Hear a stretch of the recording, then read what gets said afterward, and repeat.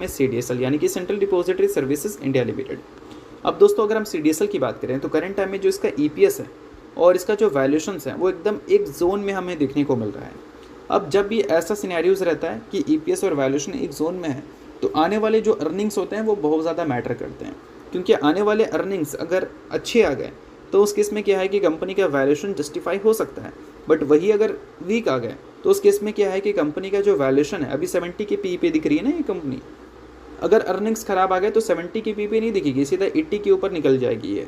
तो आने वाले क्वार्टर के अर्निंग्स इंपॉर्टेंट है और 80 के ऊपर के PE पे अगर ये कंपनी निकल जाती है खराब अर्निंग्स के साथ, तो उस केस में क्या है कि मार्केट ऑब्वियस सी बात है कि वैल्यूएशंस को तोड़ता हुआ नजर आएगा। तो इन सारी चीज़ों की वजह से कंपनी के क्वार्टर 1 के रिजल्ट पे थोड़ा सा ध्यान रखना।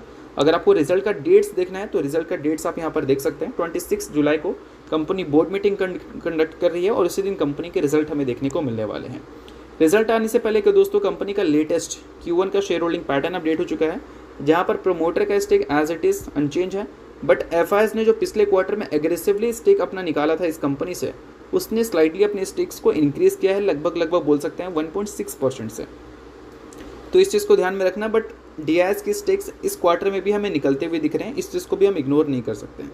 अब देखो दोस्तों पिछले कुछ टाइम में अगर आप डेटा को देखोगे यहाँ से, पिछले साल के क्वार्टर 1 के डेटा को अगर इस साल के क्वार्टर 1 के डेटा से कंपैरिजन करें तो बहुत बड़ा चेंजेस दिखेगा। FIs उस टाइम 14% स्टेक ऑन करती थी और DIs लगभग 25% स्टेक ऑन करती थी। अभी के टाइम पे FIs का लगभग 13% स्टेक हो चुका है और DIs का स्टेक 14% पे हो चुका है, जो कि पहले लगभग 25% पे था। और FIs 14% से स्टेक अपना 17% तक भी ले गई थी, बट उसको सीधा घटाकर कितना पे ले आई है, लगभग 13% के आसपास। तो इस वजह से हम बोल सकते हैं कि ग्रोथ को लेकर एक बड़ा कंसर्न जरूर क्रिएट हुआ है पिछले कुछ टाइम में। अगर हम बात करें जियोपॉलिटिकल टेंशंस की वजह से जो स्टॉक मार्केट खराब परफॉर्म किया है, इस वजह से जो भी कैपिटल मार्केट से जुड़ी कंपनीज हैं उनके बिजनेस पे एक बड़ा कंसर्न क्रिएट हुआ है। तो इस वजह से हो सकता है कि काफ़ी सारे इंस्टीट्यूशंस और बोल सकते हैं फंड हाउसेस ने अपनी पोजीशंस को कम की हैं। बाकी इन सारी चीज़ों पे आप एक बार डीप रिसर्च और एनालिसिस कर लेना। जितने भी डेटा मैंने कवर किया है वो सारे डेटा सिर्फ और सिर्फ एजुकेशन पर्पज़ के लिए, ना कि किसी भी तरह का ही रिकमेंडेशन है। तो चलिए दोस्तों ये वीडियो यहीं तक था। आपको वीडियो आपको अच्छा लगा, वीडियो लाइक कीजिए, पहली बार सब्सक्राइब कीजिए। वीडियो के लिए बहुत बहुत शुक्रिया।